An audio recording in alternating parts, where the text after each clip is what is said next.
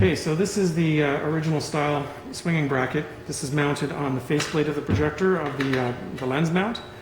The newer style ones all mount on the projector body and come over here. The pivot point's the same, it's just this mounting bracket. So if you've got this old mounting bracket that sticks in this, it's nice and machined aluminum, you've got the right video. Okay, so first thing you do is take off your Z screen and pull the wire back, get it out of the way. I have no lens here just to make it easier. So first I'm going to take a China marker. I'm going to mark the rods, the sliding rods, roughly at their limits. That'll make realignment much easier. I've already loosened this up, so I'm just going to slide this baby out. Take out this locking nut. And the iron ring needs to go too, because we need to put parts onto this. So I'm going to sit those aside for a minute, because I'm going to take this piece off. There's 3 cap screws in the back side, they're recessed. You've got to take the top 2 right out to get the thing to mount.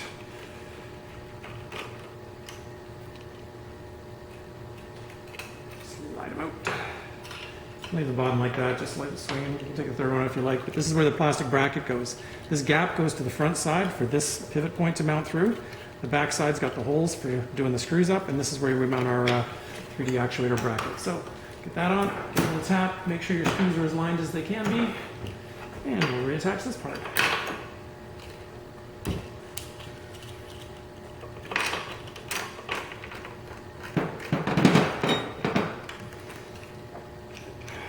You can take all these 3 cap screws and tighten them right up, because this won't change.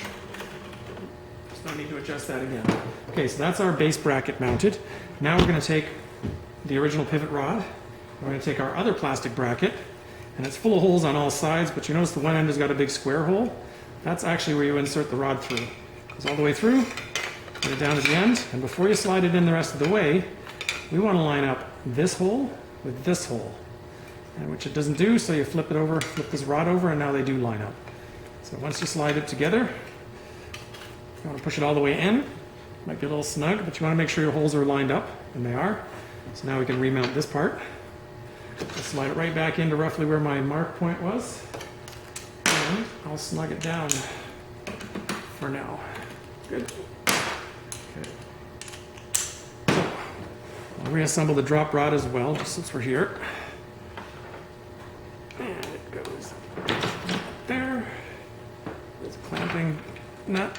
I'm going to put this in the back side just because it's easier than spinning on the front side.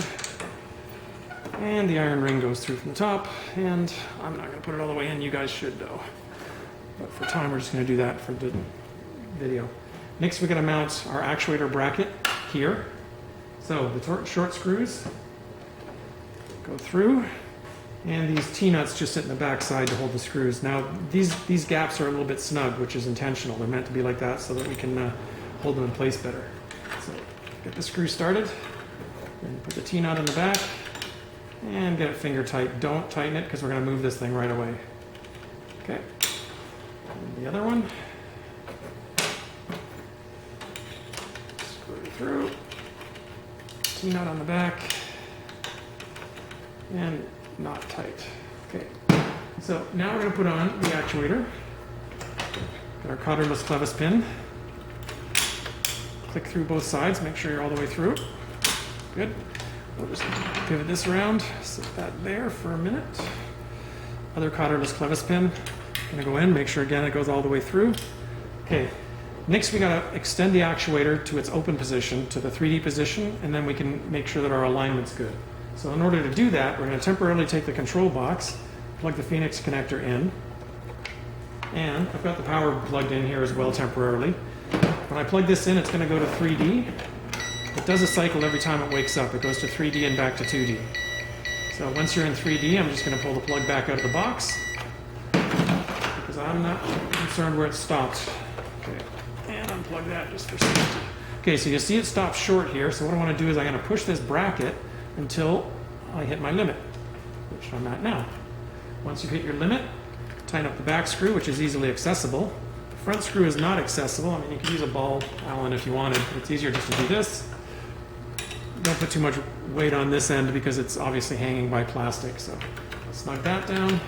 Put this back in place. And verify it, we're going to do the same thing again. We're just going to put power on it and run it back and forth to 2 and 3D.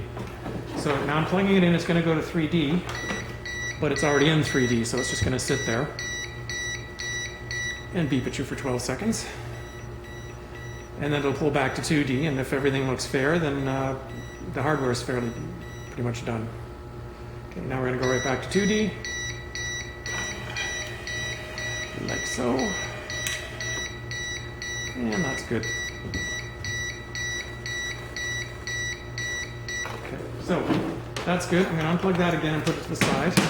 Tighten down everything, make sure everything's aligned properly. You can remount your screen if you like.